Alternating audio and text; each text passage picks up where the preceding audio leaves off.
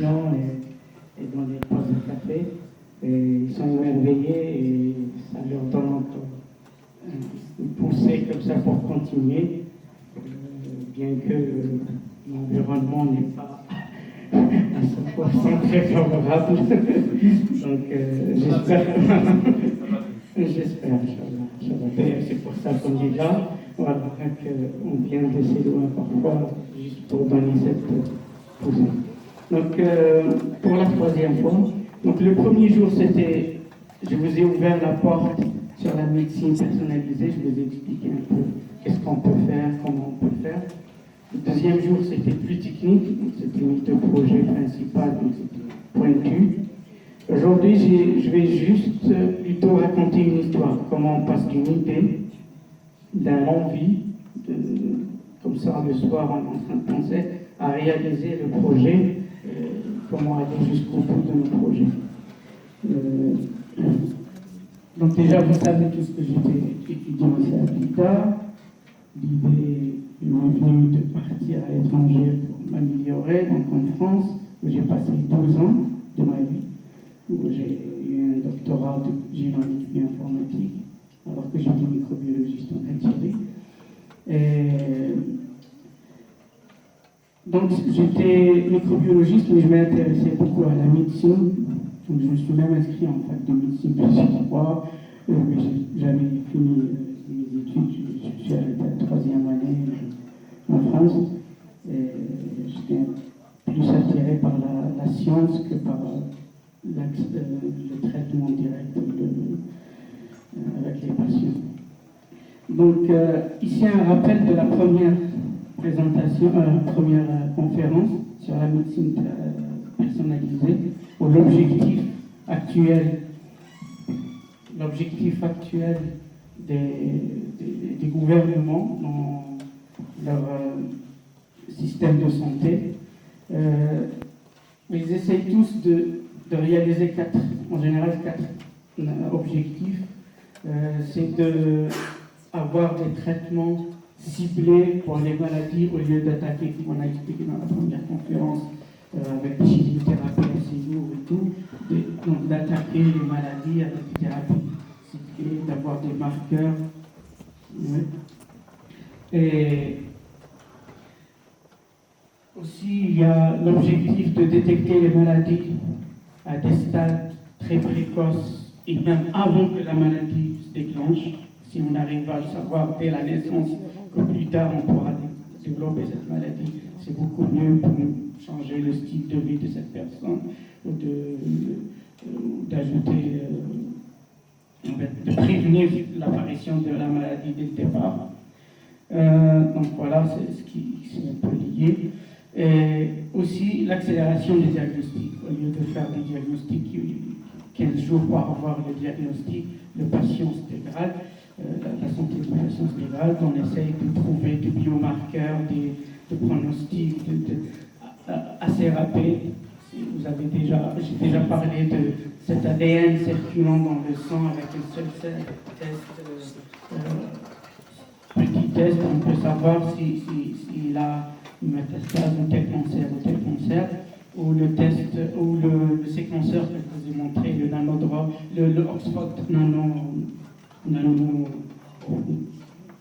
l'Oxford Nano, celui qui est portatif, comme une clé USB sur un ordinateur, on peut faire rapidement des séquençages, même si pour le moment il contient certains taux d'erreur qui n'est pas encore acceptable pour la communauté, mais il reste, il nous donne rapidement dans des régions d'épidémie où on peut aller rapidement avec un ordinateur et ces concerts portatifs et analyser sur place les patients de façon plus efficace. D'accord? Donc, ce qui m'amène à, par exemple, la vie d'un patient. Donc, elle sera, au départ, il n'a pas de maladie, c'est un sujet sain. Et si on a une maladie grave comme le cancer, ça peut arriver à la mort. Mais par ça, on passe par plusieurs étapes, bien sûr. Parfois, on sort de cette boucle, bien sûr, si le traitement réussit, heureusement, c'est l'objectif. Mais, vous voyez, ces points-là, c'est le point d'entrée. dans la vie du patient. On essaye, par exemple, dans des pays où ils ont les moyens, de prédire ou de détecter la maladie avant qu'elle se déclenche, avant les premiers symptômes. Alors que dans d'autres pays où les moyens sont moins, on peut détecter la maladie au premier stade, avec des systèmes de santé plus développés. On a des tests annuels pour la population, gratuits, payés par l'État, surtout les cancers, ou comme chez les ovuloprostates en France. Moi, j'ai 12 ans en France, je reçois la lettre à la maison pour faire le test gratuit cancer de sein parce que je suis sujet à risque, par exemple. Parce que je suis diabétique, je reçois aussi des tests pour d'autres maladies cardiovasculaires parce que je suis sujet à un risque avant qu'elles se déclenchent. Certains autres pays, malheureusement, c'est lorsque, comme ici en Algérie, lorsqu'on est complètement allaité, c'est bon, la maladie s'est installée, on est à un stade avancé, qu'on découvre qu'on a la maladie, qu'on va à l'hôpital pour voir qu'est-ce qu'on a. Donc on ne va jamais avant, parce que c'est la fin. Donc les gouvernements, ils ont compris qu'ils vont payer moins, parce qu'un patient qui est déjà malade, le traitement, l'hospitalisation, on va payer beaucoup d'argent. Un patient en France qui est atteint de cancer, on va payer 40 000, 50 000 euros pour le traitement, pour la prise en charge. Alors si on lui paye un test qui coûte 1 000 euros ou 500 euros auparavant, on peut réduire ce traitement. Donc les gouvernements, ils ont trouvé que le Saint Graal de la santé, il faut toujours détecter avant que la maladie arrive. Donc pour ça, comme pour la médecine personnalisée, on doit préparer des outils pour comment détecter une maladie avant, soit par des tests génétiques, soit par d'autres tests moléculaires. D'accord. Donc le futur de la médecine, je trouve, comme j'ai dit auparavant, la première présentation, la médecine personnalisée, c'est notre objectif final, d'adapter un traitement pour chaque personne, selon son génome, son environnement, son style de vie. Et aussi, pour arriver à ça, on doit regarder la masse avant. Donc on doit séquencer presque la totalité de la population pour comprendre les maladies, comprendre les mécanismes, afin de revenir à la médecine personnalisée un par un. Donc c'est un passage obligatoire d'analyser la population pour arriver à une médecine personnalisée. Un peu, les gens vont dire que c'est contradictoire, on veut traiter chaque personne séparément, mais pour arriver à ça, il faut passer par l'analyse de la population complète, ou une partie de la population, c'est la population qui compte, bien sûr. Donc, il y a des gouvernements qui ont compris ça. Donc, ils ont commencé en 2008, par exemple, avec le génome, en Angleterre. En 2013, d'autres projets qui commençaient à arriver. Donc, en Angleterre, ils veulent séquencer des milliers de personnes pour avoir des bases de données. Après, d'autres gouvernements, en 2015, ils ont commencé à installer ces projets de séquençage. Et là, je me rappelle, en 2015, j'étais en conférence à Tlemcen, j'étais en train de parler avec le professeur Ali Mouad, parce qu'il s'apprêtait à acheter des séquenceurs. Et il me posait la question, qu'est-ce qu'on fait avec les séquenceurs? Si on l'achète, quel est le projet qu'on peut faire? Et là, j'ai sauté sur l'idée que j'avais en voyant ça. J'ai dit, il y a beaucoup de pays qui séquencent leur population pour créer des bases de données, parce que chaque population peut-être est différente. On est en train d'appliquer des traitements qui ont été développés en Europe, en Algérie, on est des Arabes, on n'est pas tout même peut-être. On est tous des Caucasiens, mais il y a certaines différences. Et donc je lui ai proposé, je lui ai dit, pourquoi on ne séquence pas les Arabes et les Kabyles? Déjà, entre Arabes et Kabyles, on n'est pas mixé, mais il y a des différences. Je suis certain qu'il y a des différences dans le traitement. Peut-être qu'un traitement, si on lui donne à un arabe, il va réagir. Le même traitement à un kabyle, il ne va pas marcher. Donc il était enthousiaste, il a accepté l'idée. Avant de faire ça, il là, heureusement. Oui, donc il a envoyé avec le projet d'Assidi deux filles. Yasmine Kamazli, qui est étudiante à l'IPA et une autre qui a de chefs, qui font un doctorat en France dans mon laboratoire où j'étais. Donc, ils vont finir cette année, je crois. Ils vont revenir à Tlemcen avec d'autres personnes qui ont été formées dans d'autres projets d'Assidi en France ou ailleurs, pour essayer d'instaurer ça avec le séquenceur qui l'ont commandé, qui l'ont acheté. J'espère qu'ils vont acheter encore un autre. Okay. Le seul pays arabe qui s'alliait à cette idée, c'est l'Arabie Saoudite. Au départ, ils avaient une bonne intention. Ils ont dit, on fait nous aussi les Arabes. Mais rapidement, avec des coûts budgétaires, je sais pas, ils ont commencé à changer un peu leur objectif. Et ils ont perdu un peu cette notion de génome arabe, parce qu'ils ont commencé à séquencer que certaines maladies, des panels, juste pour les diabètes, juste pour... donc, ils ne séquencent pas toute la population, donc c'est targeté, c'est ciblé pour une seule thématique. Donc, ils ont perdu cette notion de globalité dans le projet. Donc, moi, je me rappelle, en France, en regardant les données de ces différents projets, j'ai réalisé que le stéréo est si simple. Avant, il n'y avait pas ces triangles ronds.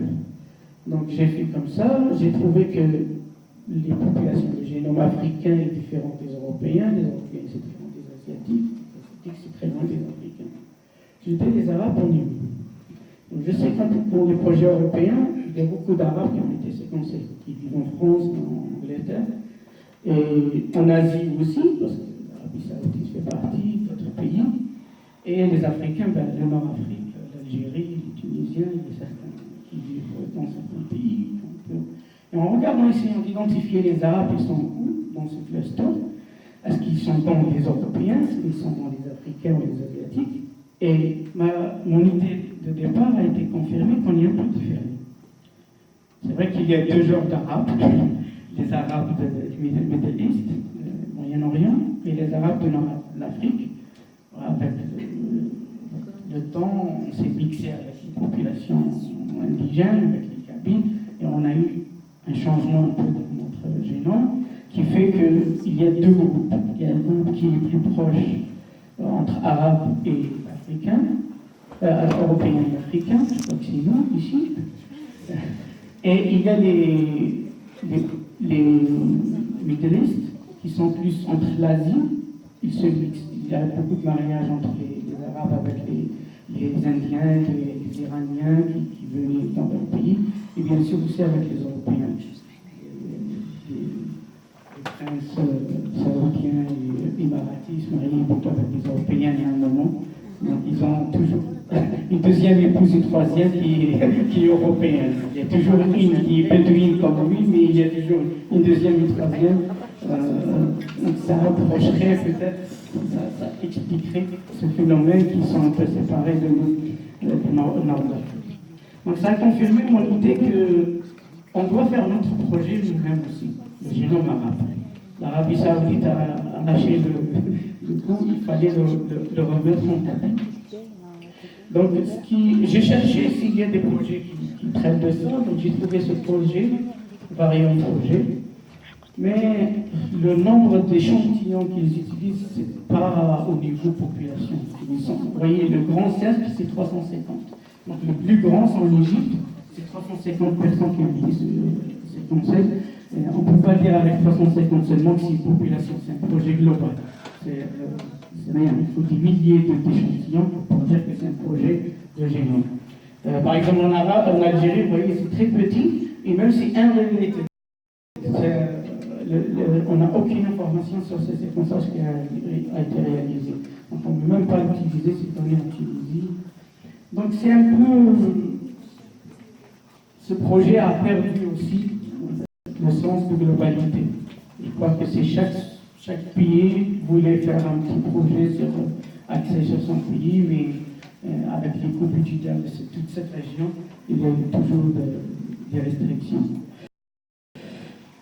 Donc, en regardant aussi, j'ai regardé cette base de données qui s'appelle LINVA, je ne sais pas si vous la connaissez.